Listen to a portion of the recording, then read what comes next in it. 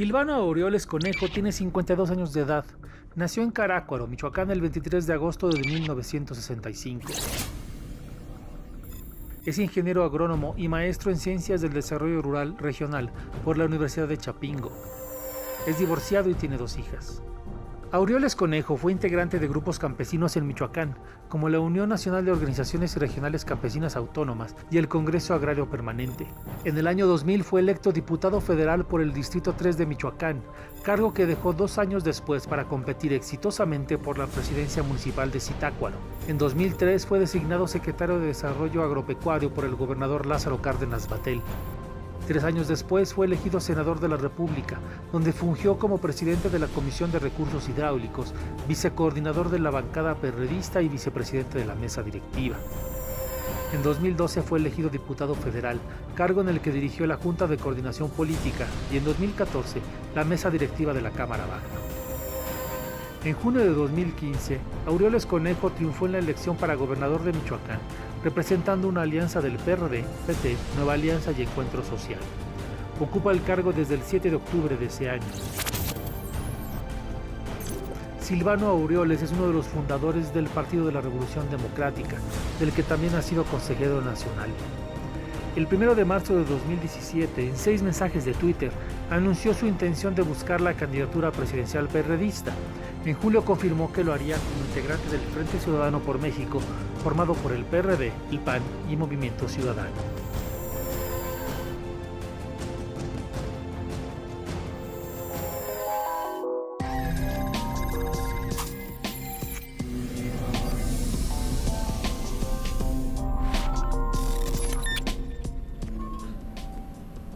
Buenas noches. Esto es Pensar México. Reflexionar y debatir nuestro país es un gran reto, porque sabemos que México en realidad es muchos Méxicos. Esto no solo aplica para la diversidad social o cultural, sino para la magnitud de los problemas que enfrenta. Por eso es urgente detenerse un momento y tratar de ir más allá del escándalo que genera la tormenta de lo inmediato para buscar los verdaderos problemas de fondo.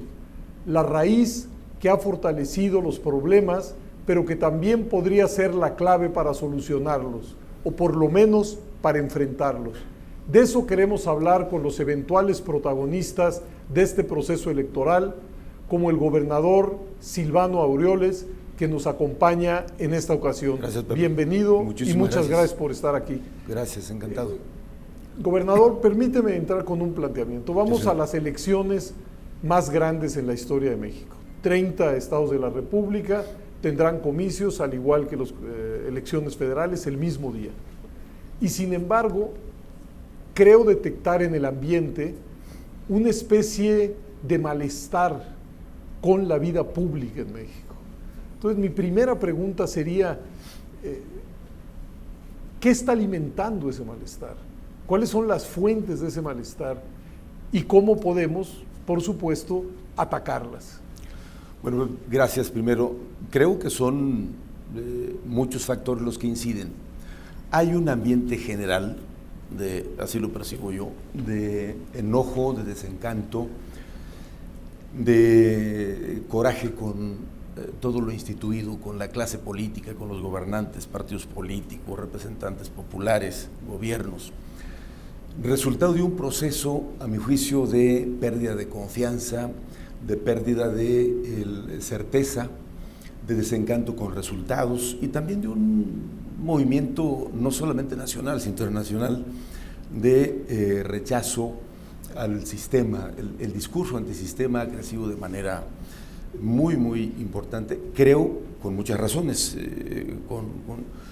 Es decir, no es en vano, pues no es un asunto producto de la casualidad que la gente esté en esa situación. Digo que han pasado muchas cosas, sobre todo en nuestro país, que llevan a la gente a asumir una postura de rechazo a todo el establishment. O sea, esa es una realidad, y que en esa circunstancia el reto para la clase política es mayúsculo, y que afortunadamente para México se han abierto los cauces. Tú y yo sabemos de esta larga historia.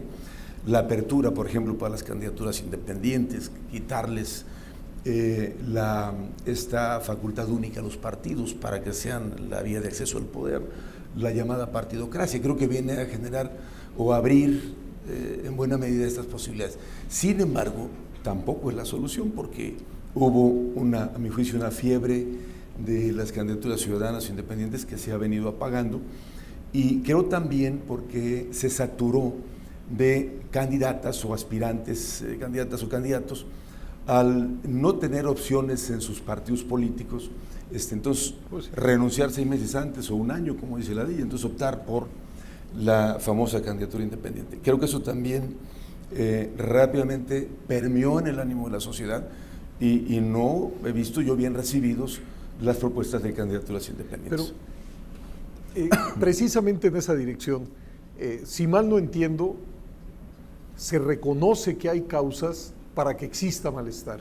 Sin duda. Y entonces, bueno, me gustaría que habláramos de esas causas para ver de qué manera hay que atenderlas. Y por el otro lado, y me parece muy pertinente lo que señalas, en efecto, hay un discurso antipolítico que no se restringe a México, que ha tenido éxito, por ejemplo, en los Estados Unidos con la candidatura de Trump. Es el ejemplo más ilustrativo. Y que consiste simple y sencillamente decir, todo es culpa de los políticos, porque los ciudadanos son una fuente de virtud.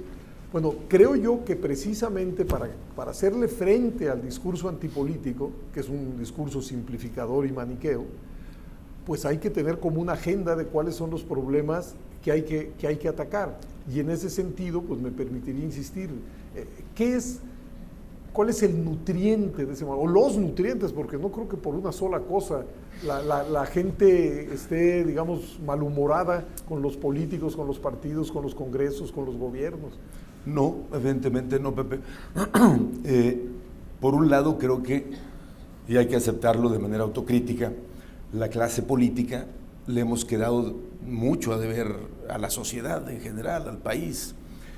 Pero por el otro lado, se alimentan, ante una situación de crisis, se alimentan estos ánimos de linchamiento, de culpar. Es decir, tú has escuchado en los últimos años la crítica muy fuerte a los políticos.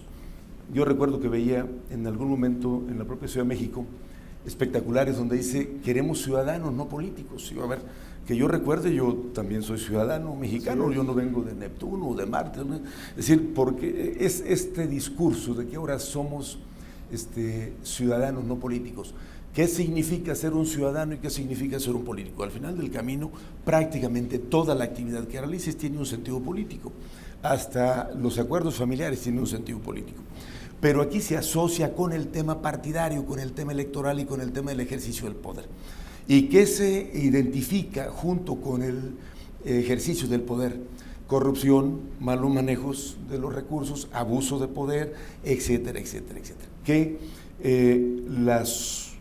amplios sectores de la sociedad asocian que su problemática tiene que ver con el mal ejercicio de los recursos públicos y el mal uso de la cosa pública, y que en consecuencia los culpables de la desgracia son los políticos que manejan la cosa pública, y que los ciudadanos, digamos, les tocará ahora recomponer lo que los políticos descompusieron. Ahora, tampoco yo creo en eso, porque ese discurso se alimenta de fantasías. Seguramente has leído este texto muy rico de Aurora Moscatino, de dónde viene y a dónde van. Es decir, es un discurso que permea fácilmente entre los sectores de la sociedad enojados porque el salario no le alcanza, porque hay desempleo, porque hay problemas que todos los días nos lastiman. Uno de ellos, por ejemplo, la inseguridad. Y aquí entro a los temas que a mi juicio están pendientes y son asignaturas pendientes para México como país. ¿Qué creo yo, Pepe? Que esta circunstancia no la vamos a resolver si no hay un cambio que rebase las fronteras de lo ordinario, digamos. A ver, dicho de otra manera, ¿qué cambios requiere el país para que la sociedad se sienta debidamente representada, atendida en sus aspiraciones? ¿Cuáles son esas aspiraciones? Si tú revisas cuáles son las principales preocupaciones de la gente, en el número 1, el tema del empleo y del ingreso. 2, el tema de la seguridad, y de ahí para el real vas a encontrar educación, salud, pero fundamentalmente estos dos, asociados con una sensación de insatisfacción ante la realidad imperante. Asociado también a que México, por muchas razones, somos un país de los más desiguales de la tierra. En América Latina nos hemos quedado rezagados por lo menos 30 años comparado con los países de América Latina. ¿Qué creo entonces? Que necesitamos hacer, construir, y aquí lo asocio yo con la propuesta que hoy nos trae a varios en esta ruta, construir una mayoría responsable que dé certeza, que dé gobernabilidad y que dé rumbo, para que se puedan hacer los cambios que el país necesita y que podamos responder a la exigencia con mucha razón de la sociedad. ¿Qué identifico yo en esos grandes cambios? Dos cosas. A ver, porque me están diciendo que hay que llegar al corte, pero sí, creo sí. que ya has puesto sobre la mesa una agenda muy interesante sobre la que podemos hablar en el segundo bloque, sí. Si mal no entendí. Corrupción, empleo, inseguridad y desigualdad. ¿Qué derivan en una situación de desigualdad? Esos 4 temas ya dan para una agenda muy ambiciosa. Entonces, esperemos que en el próximo bloque nos pudieras esbozar cómo derrotar a la corrupción, cómo atemperar la desigualdad, cómo generar empleo y cómo derrotar a la inseguridad. Pero de eso hablamos inmediatamente. Muchas gracias. Muchas gracias.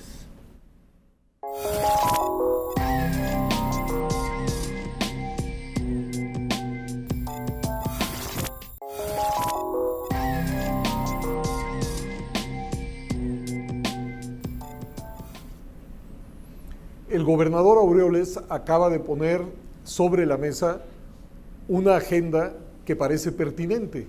1, combate a la corrupción, porque en efecto creo que nada debilita más el aprecio por la función pública que los actos de corrupción, máxime cuando quedan impunes. 2, la inseguridad. Zonas enteras del país viven bajo el manto de la inseguridad y por supuesto eso lo que genera es zozobra, lo que genera es miedo e impacta las relaciones sociales, incluso entre aquellos que no han sufrido directamente los embates de la violencia. La falta de empleo para los jóvenes. Bueno, al no encontrar un lugar en el mercado laboral, los jóvenes pues ven nublado su futuro. Y esto, por supuesto, lo único que puede generar es irritación, malestar y demás. Y el tema de la desigualdad, un tema ancestral. Es decir, este no es un asunto de hoy ni de ayer.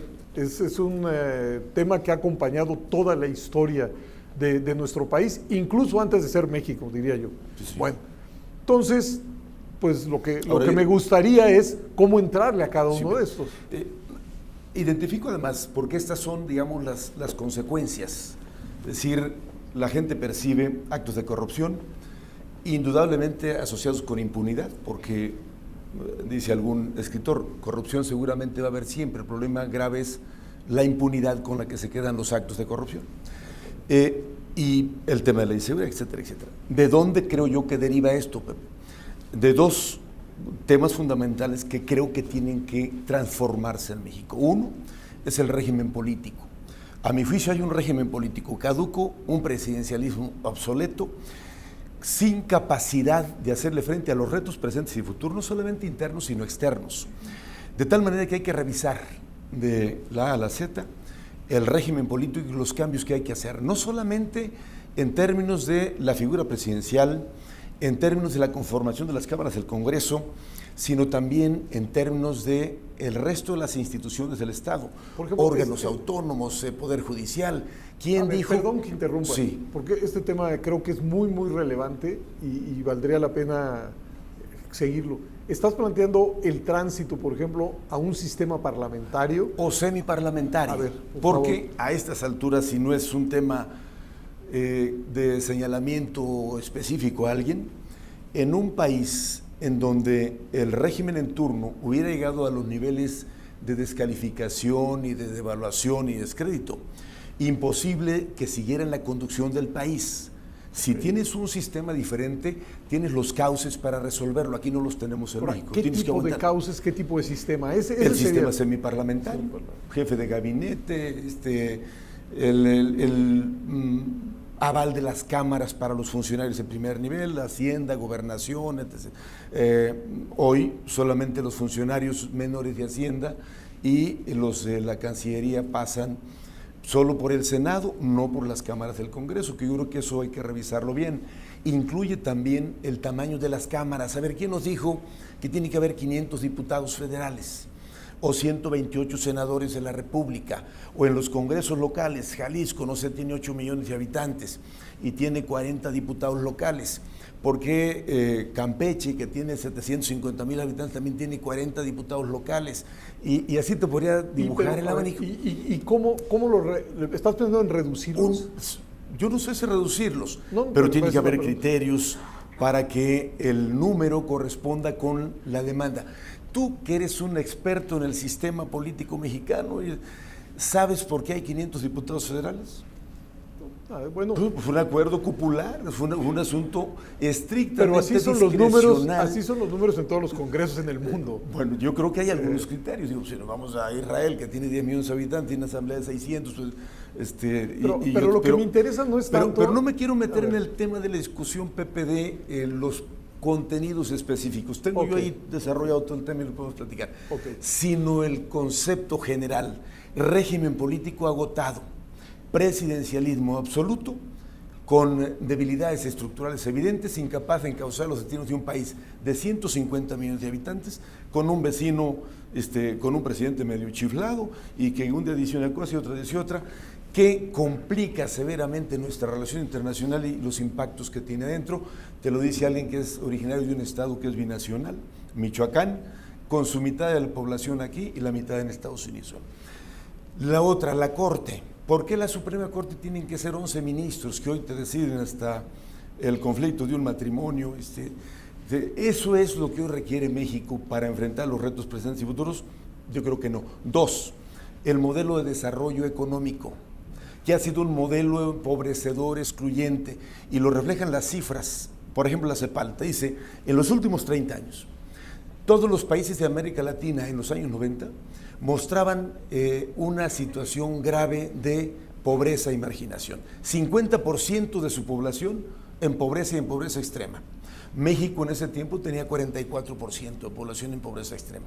30 años después, todos nuestros hermanos de América Latina o de Latinoamérica transitaron de ese porcentaje a un 25-28%. ¿Dónde está México? En un 41% oficialmente de población en pobreza y pobreza extrema. ¿Qué significa? Que el modelo ha sido excluyente, empobrecedor, y que de nada nos sirve tener 200,000 millones de reservas internacionales en el Banco de México, políticas para contener la inflación, políticas de tipo de cambio. Cuando ahora llegó un loco a Estados Unidos, modificó todo y tomamos el tipo de cambio, valió gorro. Bueno, pero ahí hay ya dos grandes temas. Dos ejes. Es que no vamos a poder volver a los otros 4 temas. Régimen, no, pero ahora me regreso. Régimen, política y modelo de desarrollo. Esos dos, digamos, pilares, como los pilares fuertes, fundamentales de la estructura. Que hay que lo que yo creo es que, digamos, en materia de régimen político, pues México en efecto ha vivido una transición que está demandando nuevos ajustes al régimen político. Es decir, pasamos de un sistema de partido casi único, como lo llamó algún expresidente, a un sistema muy fragmentado de partidos. Y por supuesto, la labor de gobierno se hace difícil cuando quien lo encabeza pues no tiene la mayoría que le respalde su gestión. Por eso hoy se abre... te lleva a tener gobiernos, si ya nos vamos al terreno meramente pragmático. Por eso la pregunta es, si pudieras dibujar un poco más, es decir, ese tránsito del sistema presidencial es decir, ¿cómo funcionaría? A grandes trazos, nada más. Sí.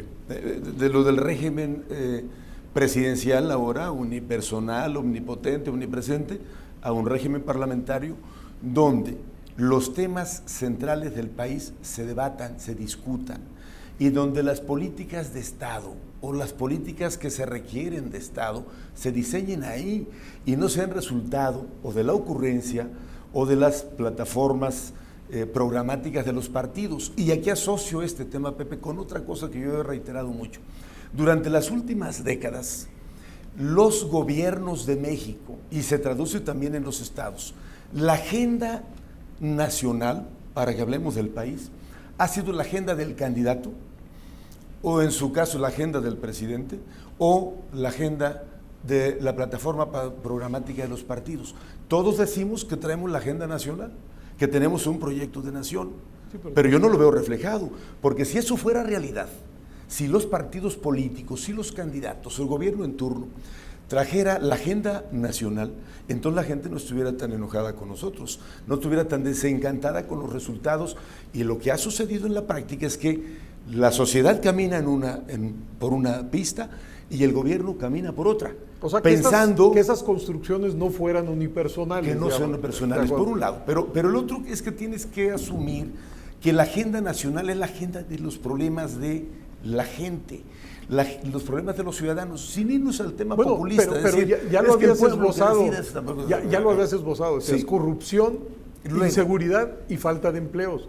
Sí. ¿Cómo le entramos para resolverlos? Luego, ahí viene el otro asunto. Y te cito otro fenómeno asociado a toda esta decisión que hemos hecho. El tema del federalismo.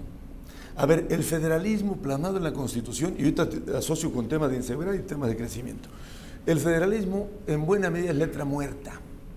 Este país sigue siendo un país inmensamente centralista. De cada peso que los ciudadanos le pagan al fisco, a la hacienda pública, 80 centavos se queda el gobierno central y 20 centavos se los distribuyen estados y municipios. A los estados les quedan 15 centavos y a los municipios les damos entre 4 y 5 centavos. Ahora, casi no recaudan. Porque está también monopolizado y centralizado el sistema recaudatorio. ¿Qué tienen para recaudar los municipios? El predial. El predial. Sí, y entre más pobre es el municipio, menos recursos. Pues, entonces, por ejemplo, ¿ahí qué hacer? Se requiere, y ahí viene la respuesta concreta, una reforma integral al sistema de coordinación fiscal. El sistema de coordinación fiscal actual lleva más o menos 45 años de vigencia. Y entonces, esta distribución desigual nos lleva a limitar la capacidad de desarrollo institucional, el 115 de la Constitución. Artículo 115, inciso A, B, C y C, les dice a los gobiernos municipales qué deben hacer. Son responsables de la seguridad, de la limpieza, del ámbito de su territorio. ¿Con qué ojos, hermano?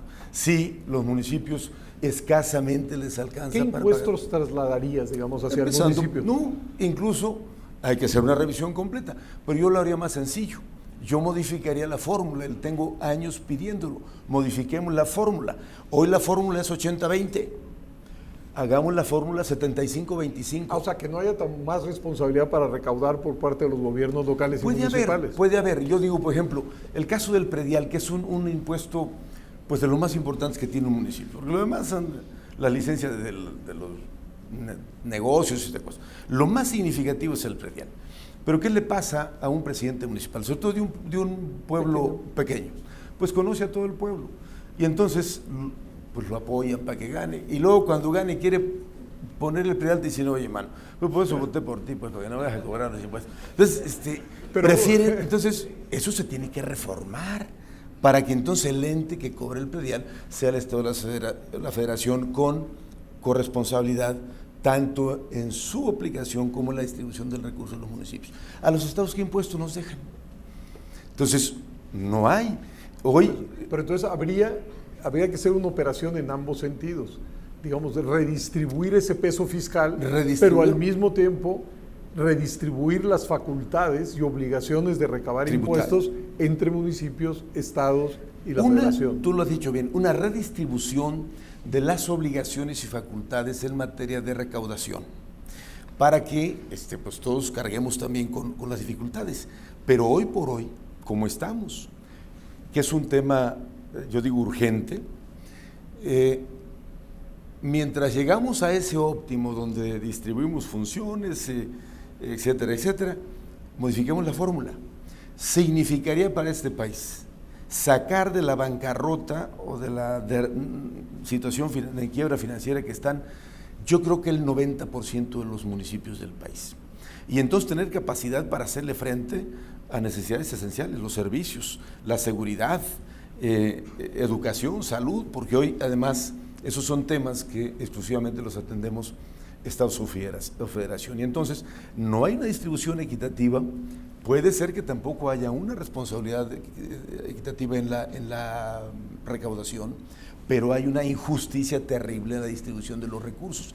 Y luego te dicen, a ver, estados y municipios, ustedes resuelvan ahí los problemas, háganle frente a ustedes, ¿por qué no más quieren que el gobierno federal? Bueno, pues repartamos el pastel, atendiendo que es pequeño. Como nuestros televidentes seguramente están viendo, los problemas son muchos y complejos.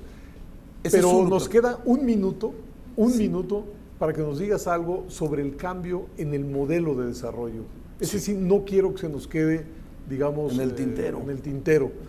Yo digo, para empezar, hay que modificar la política económica. No puede ser la prioridad de un país como México solo las variables macroeconómicas.